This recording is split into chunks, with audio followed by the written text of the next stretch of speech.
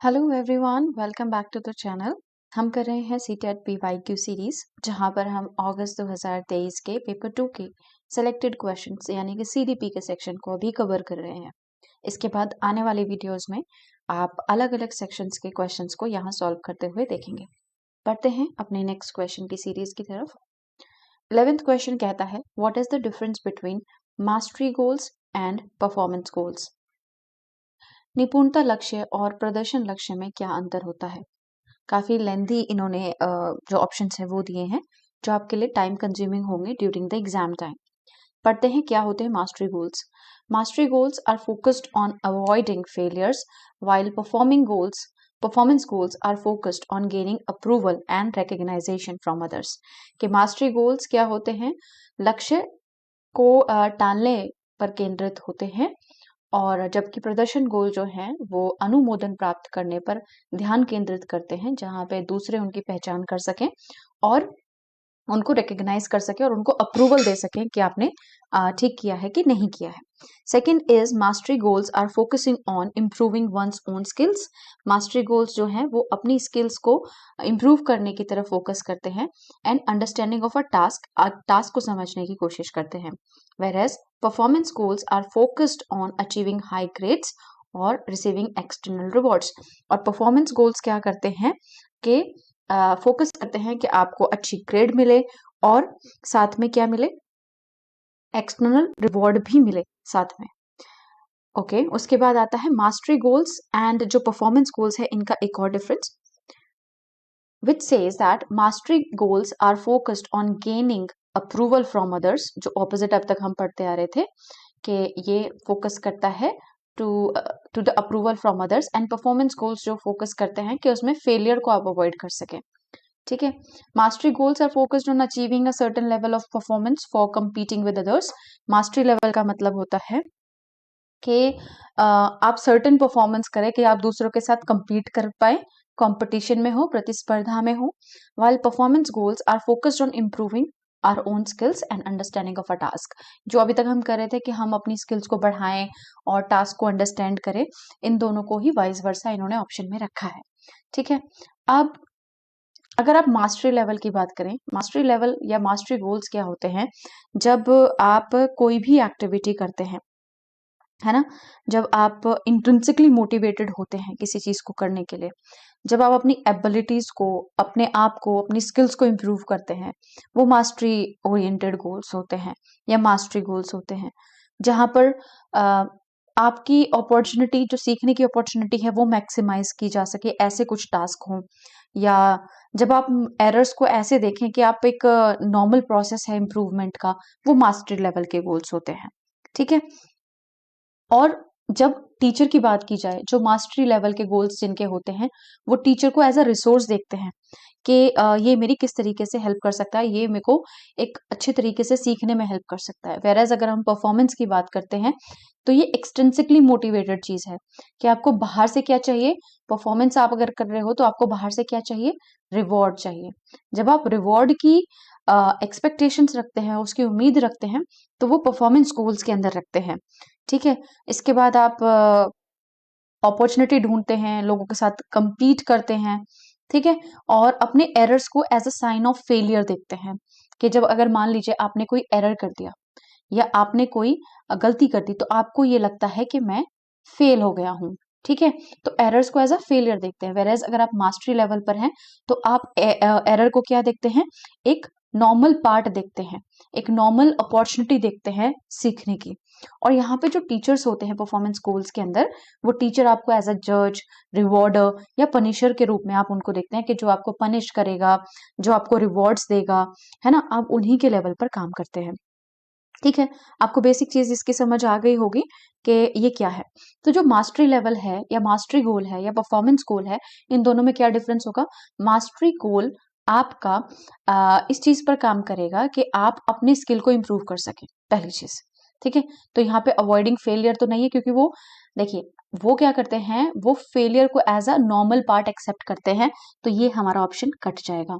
ये क्या ऑप्शन है? Mastery goals are focusing on improving one's own skill and understanding of a task, बिल्कुल सही बात है कि हम अपनी स्किल को इम्प्रूव करना चाहते हैं तो हमारा मेन फोकस उसी पर होगा। और परफॉर्मेंस गोल क्या है? परफॉर्मेंस गोल ये है कि हमको किसी चीज में शाबाशी मिले, हमको किसी चीज से रिवॉर्ड मिले, हम हमारी कोई पहचान करे, हमें शाबाशी दे। तो वो एक्सटर्नली जो मोटिवेटेड होते हैं, एक्सटर्नल जो रिवॉर्ड्स होते हैं, वो परफॉर्मेंस गोल में होते हैं। अभी तक तो ये ऑप्शन ठीक जा रहा है, बाकी के ऑप्शन को भी एनालाइज कर लेते हैं। Mastery goals are focused on gaining approval from others. ये किस में होता है? ये तो परफॉर्मेंस गोल में होता है, जब आप किसी और से अपेक्षा रखते हैं कि वो आपको अप्रूवल दे, या आपको आपका जो भी काम रहा है उस पर आपको शाबाशी दे, तो ये तो परफॉर्मेंस गोल के काम है। तो ये वाला सेक्शन तो हमारा कट गया। While performance goals are focusing on avoiding failures, जी नहीं, ये बिल्कुल ऑपोजिट है ना? तो हमारा ये वाला ऑप्शन भी कट हो गया। फोर्थ ऑप्शन है mastery goals are focused on achieving a certain level of performance for competing with others. लेकिन जब हम मास्टरी लेवल की बात करते हैं ना, तो हम किसी के साथ compete नहीं करते हैं, हम अपनी स्किल को बढ़ाते हैं, दैट इज मास्टरी गोल। आप किसी स्किल को बढ़ा रहे हो, दैट इज मास्टरी गोल। पर आप परफॉर्मेंस गोल पे जाते हैं तो आप दूसरों के साथ compete करते हैं और आप वहां पर एक ग्रेड या जजमेंट या रिवॉर्ड की अपेक्षा करते हैं। और यहाँ पे क्या है दूसरा section? The performance goals are focused on improving one's own skills and understanding of a task. ये बिल्कुल ऑपोजिट दिया गया है। तो मास्टरी लेवल में ऐसा होता है कि हम अपनी स्किल को इम्प्रूव करते हैं, और परफॉर्मेंस गोल में होता है कि हम दूसरों के साथ compete करते हैं। तो यहाँ पर ये वाला ऑप्शन भी गलत हो गया, ये वाला भी गलत हो गया, और जो हमारा सही आंसर जाता है वो ऑप्शन नंबर 2 ही जाता है। तो हमारा ऑप्शन नंबर 2 जो है वो यहाँ पर करेक्ट हो जाता है। आई होप आपको mastery goals and performance goals से उसके बारे में समझ आ गया होगा। एक्चुअली क्या है कि अगर आप इसको कहीं से पढ़ने जाएंगे तो आप इसको इतना एनालाइज नहीं कर पाएंगे कि कौन से टॉपिक से आ रहा है, वेयर आप इसको अपने कॉमन सेंस ऑफ ह्यूमर से बिल्कुल आराम से सॉल्व कर सकते हैं। नेक्स्ट क्वेश्चन सिबलिंग रिलेशनशिप के बारे में, भाई बहन का रिश्ता है उसके बारे में है। देखते हैं क्या है। Are different than relation with parents and peers and play an important role in socialization throughout childhood। कि ये आपके माता पिता के साथ जो रिश्ता है, आपके सहपाठियों के साथ जो रिश्ता है, उनसे अलग होता है भाई बहन का रिश्ता, और एक इम्पॉर्टेंट रोल प्ले करता है किसमें? सोशलाइजेशन में। काफी हद तक बात ठीक है। अगले ऑप्शन देखते हैं। Are similar to the relationship with parents and peers and play an important role in socialisation through childhood. के ये सेम होता है बिल्कुल, जैसे माता पिता के साथ या सहपाठियों के साथ, अपने पीयर ग्रुप के साथ, क्लासमेट्स के साथ आपका जो रिश्ता होता है, ये बिल्कुल उसके जैसा सिमिलर होता है और सोशलाइजेशन में हेल्प करता है चाइल्डहुड में। ठीक है। Play an important role only during the childhood, के भाई बहन का रिश्ता सिर्फ चाइल्डहुड के टाइम पर ही काम आता है, अर्ली चाइल्डहुड के ड्यूरेशन पर ही इंपॉर्टेंट रोल प्ले करता है, या शुरुआती दौर में ही अहम भूमिका निभाता है। Do not have much role in socialisation, कि इसका सामाजिकरण में कोई भूमिका ही नहीं है इसकी। तो क्या ऐसा है? तो अगर आप देखें तो ये जो रिलेशनशिप है that plays an important role in socialisation as well as in your personal growth. तो ये ऑप्शन तो हमारा रॉन्ग है इसमें। सिर्फ अर्ली चाइल्डहुड में नहीं, ड्यूरिंग द चाइल्डहुड सोशलाइजेशन तो प्रमोट करता ही है, बाकी स्टेजेस में भी इसका रोल होता है भाई बहन के रिश्तों का। अगर आप एनालाइज कर पाएंगे खुद ही के भाई बहन का रिश्ता, आपको काफी चीजों में सीखने में हेल्प करता है, एज अ सपोर्ट की तरह काम करता है, एज अ पेरेंट की तरह काम करता है। Most of the time you actually feel comfortable with your siblings other than your parents और पीयर्स। आप कई बार ऐसा होता है कि आप अपने पीयर से कोई बात नहीं कर सकते, बट आप अपने बहन भाई से बात कर सकते हैं। ठीक है। तो पेरेंट्स और पीयर्स सेम रिश्ता तो हम शो नहीं कर सकते जो बहन भाई के साथ होता है, हाँ, लेकिन कुछ हद तक डिफरेंट रिश्ता जरूर होता है, एक इंडिपेंडेंट रिश्ते जरूर होते हैं। तो यहाँ पर ऑप्शन नंबर 1 हमारा करेक्ट हो जाएगा कि ये उन रिश्तों से जो माता पिता के साथ हमारा रिश्ता है या पीयर्स के साथ हमारा रिश्ता है, उनसे अलग होता है और एक इम्पॉर्टेंट रोल प्ले करता है in socialisation throughout the childhood. समाजीकरण में इसकी अहम भूमिका होती है। ठीक है, नेक्स्ट क्वेश्चन की तरफ पढ़ते हैं। फिर से असर्शन और रीजन का ये तीसरा क्वेश्चन है, हमारी तीसरी वीडियो है इस पार्ट की, और ये तीसरा क्वेश्चन है। Read the following statement and choose the correct option. Consider variation exist in developmental rates among children. बच्चों के बीच विकास दर में काफी भिन्नताएं मौजूद हैं। कारण क्या है? Developmental differences are inevitable result of complex interaction of genetic and experiential variation. के ये जो हैं, जो डेवलपमेंटल डिफरेंसेस हैं, वो अनअवॉइडेबल है, इनको आप टाल नहीं सकते, क्योंकि ये एक कॉम्प्लेक्स इंटरेक्शन का हिस्सा है, जो जेनेटिक वेरिएशन प्लस जो एक्सपीरियंशियल वेरिएशन है उनके बीच होता है, उनके इंटरेक्शन से होता है। अनुवांशिक और अनुभवात्मक जो विविधताएं हैं, इनके बीच का जो इंटरेक्शन है उससे ही डेवलपमेंटल डिफरेंसेस बच्चों के अंदर आते हैं। ठीक है, अब इन्होंने कहा है कि डेवलपमेंटल रेट्स हर बच्चे के अलग अलग होते हैं, और उसका रीजन क्या दिया है, क्योंकि जेनेटिक और एक्सपीरियंशियल वेरिएशन जो है वो अलग अलग होते हैं और अनअवॉइडेबल होते हैं, इसी कारण से ऐसा होता है। ठीक है, तो इस तरीके से ये बात बिल्कुल सही है, दोनों एक दूसरे से बिल्कुल रिलेट कर पाते हैं। So both A and R true and R is the correct explanation of A, यही इसका आंसर होना चाहिए। Right, this is the correct answer of question number 13। बढ़ते हैं नेक्स्ट क्वेश्चन की तरफ। Which principle of development is illustrated in the following statement? Children who are deprived of a conducive environment for learning language in their early years have some difficulty in picking language later in life. जो बच्चे अनुकूल सुविधाओं से वंचित हैं, उनमें भाषा सीखने का जो वातावरण है प्रारंभिक वर्षों में वो इफेक्ट करता है। अगर उनको वो अनुकूल सुविधाएं ना मिले अपने अर्ली लाइफ में, तो वो बाद में उनको भाषा जो है उसको पिक करने में कठिनाई होती है।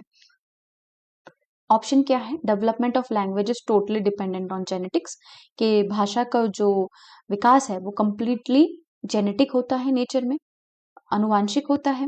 Language and cognition are complexly interrelated, के भाषा और संज्ञानात्मक जो विकास है वो एक दूसरे पर इंटररिलेटेड है, एक दूसरे से डिपेंड करता है एक दूसरे के ऊपर। Okay, and then development is disorderly and unpredictable. Development जो है वो डिसऑर्डर्ड है और अनप्रिडिक्टेबल है, कि आप उसको प्रिडिक्ट नहीं कर सकते। There is a sensitive period of development, के पीरियड डेवलपमेंट का एक लैंग्वेज डेवलपमेंट का एक सेंसिटिव पीरियड होता है। मतलब जब भाषा बढ़ रही होती है, वो भाषा का जो समय होता है वो एक अलग भाषा का टाइम होता है, और उसके अलग अगर आप भाषा विकास करते हैं तो कठिनाई होगी, ये इस ऑप्शन का कहने का मतलब है। ठीक है, सही बात है कि अगर हम, कई बार आपने देखा होगा हम क्रिटिकल पीरियड पर काफी जोर देते हैं। Critical period is the most important period in a child's life. कहते हैं कि क्रिटिकल पीरियड में बच्चा जो चीजें सीख सकता है वो आने वाले ईयर्स में वो नहीं सीख पाता। तो लैंग्वेज डेवलपमेंट का जो पीरियड होता है वो एक काफी सेंसिटिव पीरियड होता है, उसी में बच्चा जो है वो अधिकतर अपने भाषा का विकास कर लेता है। जैसे कि पियाजेट ने अपनी थ्योरी के अंदर जब सेंसरी मोटर स्टेज की बात करी, तो उन्होंने कहा कि बच्चे के पास एक चीज की कमी होती है, वो होती है भाषा, जो उसकी लेटर स्टेज पर आती है। करेक्ट, तो वो कहते हैं कि वो नहीं होता, लेकिन लेटर स्टेज में उसके पास भाषा आने लगती है जब वो 2+ ईयर्स का होने लगता है, तो वो कंप्लीट भाषा का इस्तेमाल कर पाता है। उससे पहले वो क्या करता है, उससे पहले वो रिफ्लेक्सेस शो करता है, क्राई के थ्रू अपनी बातों को समझाने की कोशिश करता है। तो ये सारी चीजें होती हैं ड्यूरिंग द क्रिटिकल पीरियड, इसीलिए क्रिटिकल पीरियड बहुत ज्यादा इंपॉर्टेंट हो जाता है। ठीक है, तो अब ऑप्शन देख लेते हैं। कंप्लीटली जेनेटिक्स के ऊपर तो डिपेंड नहीं होता, क्योंकि हमें जो बच्चे का एनवायरनमेंट है वो भी ध्यान में रखना होता है जब हम बच्चे की ग्रोथ की, डेवलपमेंट की बात करते हैं। कॉग्निशन और लैंग्वेज एक दूसरे पे इंटर रिलेटेड है, नॉट नेसेसरी। जब आप हियरिंग इम्पेयरमेंट के केसेस देखते हैं तो आप देखते हैं कि बच्चे के पास भाषा नहीं होती है उस लेवल की जो सामने वाले के पास होती है, बट वो कॉग्निटिवली होता है वो डेवलप कर पाता है, संज्ञानात्मक रूप से वो अपना जो ग्रोथ है माइंड का वो प्रॉपरली हो पाता है ना कहीं हिंड्रेंस होती है क्योंकि एक्सपीरियंस उस लेवल का नहीं मिलता, तो वो एक हो सकता है। लेकिन भाषा से एक आपकी नॉलेज का बढ़ना या आपके दिमाग का बढ़ना वो कंप्लीटली डिपेंडेंट या इंटर रिलेटेड नहीं है, और ये अनप्रिडिक्टेबल है ऐसा नहीं है। हम एक प्रिंसिपल में भी पढ़ते हैं जो डेवलपमेंट का प्रिंसिपल है, दैट डेवलपमेंट इज प्रिडिक्टेबल, है ना। तो ये भी सही ऑप्शन नहीं होता, और यहाँ जो सही ऑप्शन बैठेगा दैट इज ऑप्शन नंबर 4, कि एक सेंसिटिव पीरियड होता है लैंग्वेज डेवलपमेंट का। तो और यही चीज इन्होंने इस स्टेटमेंट में कहा है कि बच्चे को अगर वो कंड्यूसिव एनवायरनमेंट ना मिले भाषा सीखने का, तो बाद में उसे अपने अर्ली लाइफ में अगर वो ना मिले तो बाद की लाइफ में उसको बहुत प्रॉब्लम होती है भाषा सीखने में।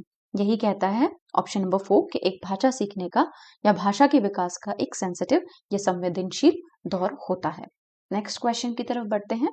Student struggling with dyslexia can be taught to read. जो डिसलेक्सिया से जूझ रहे बच्चे हैं उनको पढ़ना कैसे सिखाया जा सकता है? by encouraging them to study in multiple distraction, कि जहां पर ध्यान भटकाने के अलग अलग वेज हों, उन पर फोकस करना चाहिए कि आप मल्टीपल डिस्ट्रैक्शंस के उसमें पढ़ें। ठीक है, ओके। उसके बाद सेकंड ऑप्शन है by providing higher grade level reading test. देखिए, डिसलेक्सिया वाला बच्चा have difficulty in reading, simple सी बात है, पढ़ने में कठिनाई होती है बच्चों को। अगर आप उन्हें अलग अलग डिस्ट्रैक्शंस दे देंगे तो क्या वो उनको हेल्प करेगा?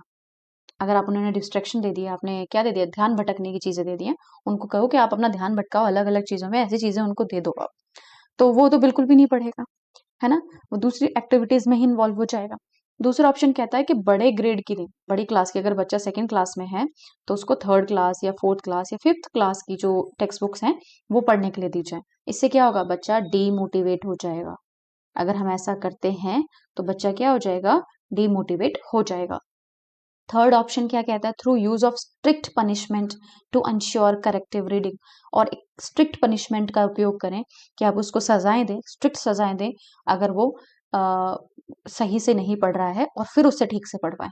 तो डिसलेक्सिया वाला बच्चा वो पहले ही पढ़ने में बहुत डरता है, ऊपर से हम उसको क्या कर दें, हम उसके लिए स्ट्रिक्ट हो जाएं तो वो और ज्यादा डीमोटिवेट हो जाएगा और वो पढ़ने से हटने लगेगा।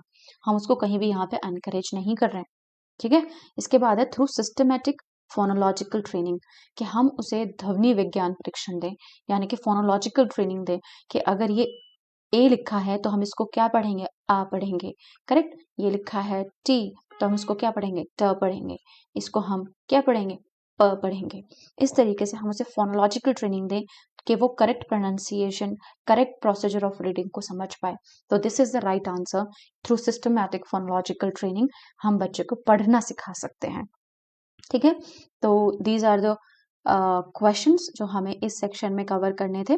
यहाँ पे मेनली अगर आप देखें तो बहुत ज़्यादा थियोरेटिकल पार्ट उन्होंने नहीं पूछा है। It is more of what we say आपका knowledge, your experience that relates to these questions. So with this I must say thank you for watching the video, and आज की इस सेशन में हमने जो भी कुछ सीखा है that was more of a practical approach। और अगर आपको ये वीडियो पसंद आई हो प्लीज़ आप वीडियो को लाइक करके जाइएगा, और अगर आपने अभी तक चैनल को सब्सक्राइब नहीं किया है then I request you to please do that, और बने रहिए हमारे चैनल के साथ। We will be doing multiple videos on CTET। I hope this helps to you. Thank you for watching again.